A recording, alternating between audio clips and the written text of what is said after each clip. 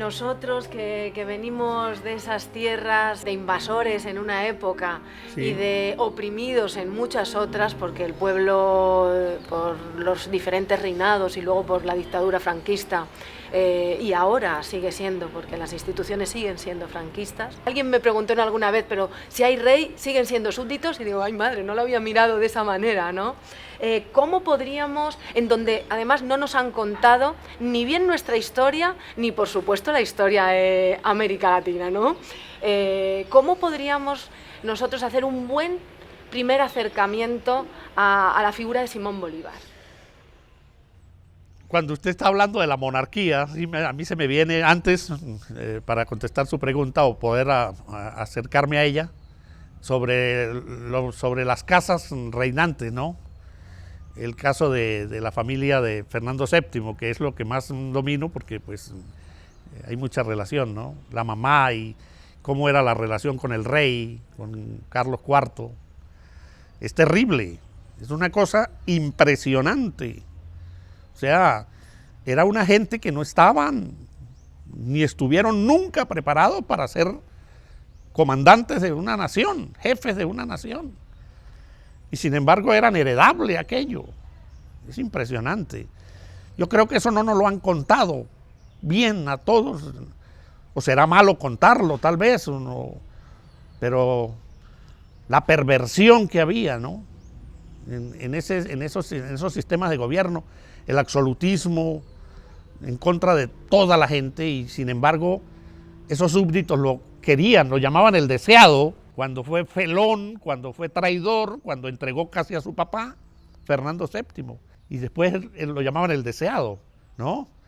Un hombre que no peleó por la liberación. Cuando se dio la guerra esa de liberación contra los franceses, él no hizo nada, simplemente dejó que el pueblo pusiera toda la carne en el asador, y después él siguió siendo rey. Pues el Libertador, y para ir más o menos a la pregunta, el Libertador estuvo dentro de la barriga del monstruo, porque vivió en Madrid en esos tiempos. Hay versiones que dicen que fue amigo de la reina, porque por supuesto que Bolívar también había un amigo que decía, ese era taquititaqui, o sea, aristócrata, mantuano, y además eran ricos, tenían títulos nobiliarios, iban de aquí, y se acercaban, estuvo dentro de la barriga del monstruo. Si el Libertador para entonces pensaba ya, tenía el pensamiento revolucionario, pues aquello le tuvo que haber dado asco, ¿no? O por lo menos. Hay una versión que dice que el Libertador no quiso asistir a Notre Dame para ver la coronación de Napoleón, a pesar de que con Napoleón en un tiempo fue su ídolo, pero que cuando se declara para ser emperador, se cayó el ídolo y se rompió en 1000 pedazos, y entonces ya el Libertador no quiso ser y no quiso asistir. La versión más fidedigna, creo, es la que él no asistió a Notre Dame para estar presente en el momento en que prácticamente Napoleón se autocoronó. Esa visión del Libertador joven es importante tenerla, ¿no? El encuentro con don Simón Rodríguez es para mí determinante, mucho más que el Simón Rodríguez maestro en Caracas del niño, porque ya la relación, cuando ellos se encuentran en Europa, ya el maestro era cosmopolita, era un hombre que hablaba idiomas, que tenía conocimientos muy amplios, pero que era de Caracas y era su amigo, y entonces aquello se dio como la maestra de historia que le atrae a uno porque uno quiere parecerse a la maestra de historia, ¿no? Y eso tal vez cambió al Libertador definitivamente. Y creo que lo que ya más lo marcó fue la ida a Haití. Cuando él regresa, en lo que se llamó la expedición de Haití, yo siempre la he llamado de Haití. A mí no me cuadra que llamemos la expedición de los Cayos, porque no nos dice nada los Cayos. Y es como mezquindad con Haití, que fue tan colaboradora, ¿no? El pueblo haitiano, el primero en liberarse, el ejemplo y el sufrimiento que ha tenido, y creo que nunca pagaremos la deuda con Haití. Cuando él vino en 1816 y 17, empezó a ganar la guerra ya habían pasado los años terribles, él vino con otra mentalidad.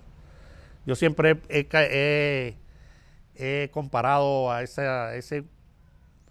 oruga fea que viene y que rapta, que camina arrastrándose y que sufre una metamorfosis, y de allí sale una mariposa de bellos colores con alas multicolores que voló sobre América. Bonito empiece, ¿no? Para acercarnos a esa figura. Claro, una mutación, porque fue un hombre que fue único y además que no vino para proteger los intereses de su clase social. Y eso es lo más extraño en un personaje. Porque todos se preparaban, las élites preparaban para defender eso, ¿no?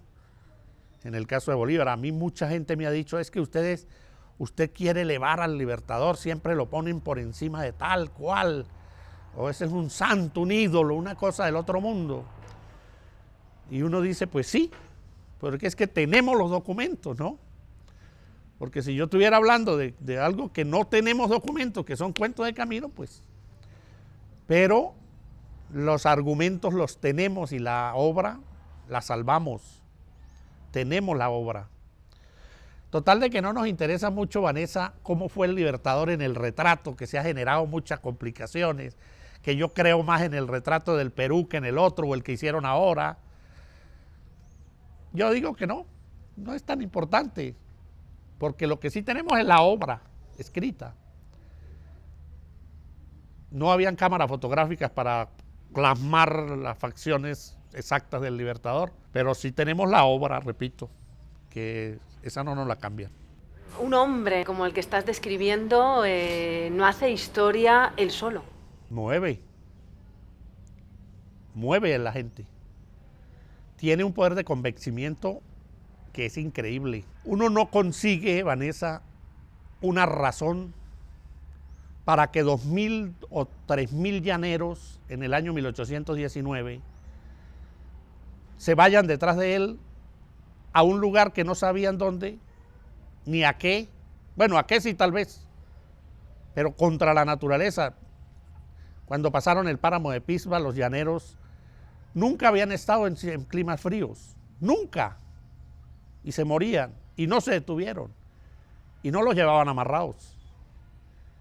Y tampoco les estaba ofreciendo que iba a llegar donde habían riquezas o mujeres o tierras, no. Entonces, ¿qué movió las voluntades de esos hombres? Entonces ahí es un campo bien difícil de entender, ¿no? El poder de convencimiento de un hombre, el carisma, el poder carismático, el ejemplo, el hombre conversador, el que se contactaba con el que cuidaba el caballo, pero también con el otro de más arriba, y que llegaba a las ciudades y era recibido por los sacerdotes, que eran aristócratas, que eran esclavistas, y que eran sus enemigos, pero él los usó en el buen sentido de la palabra para lograr sus objetivos. Y cuando se alzaban demasiado, entonces también los enfrentaba. Fue un hombre polifacético. Por supuesto que tal vez en Europa no sea conveniente para las cosas, para esos años, publicar esas cosas del Libertador. Y entonces surge el personaje como Salvador Madariaga, que escribió un Bolívar torcido, tergiversado, arreglado, porque eso era lo que convenía, ¿no? Y qué difícil leer entre líneas ese Bolívar torcido. Mucho, porque si no se tiene el argumento legal, certificado, fácil puede caer en eso, ¿no?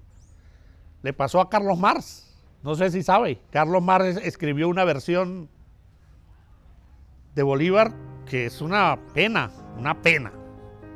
pero fue que le dijeron, mira, es lo que tengo entendido, haga este reportaje, necesitaba dinero, era un escritor, no tenía, y bueno, acudió a una fuente, Duque de Holstein, que fue un enemigo personal del Libertador, que fue un mal querido, que no era, escribió eso y eso fue lo que él tuvo y él escribió aquello, ¿no? Entonces, así se tergiversa todo, porque depende de la fuente que se use para escribir.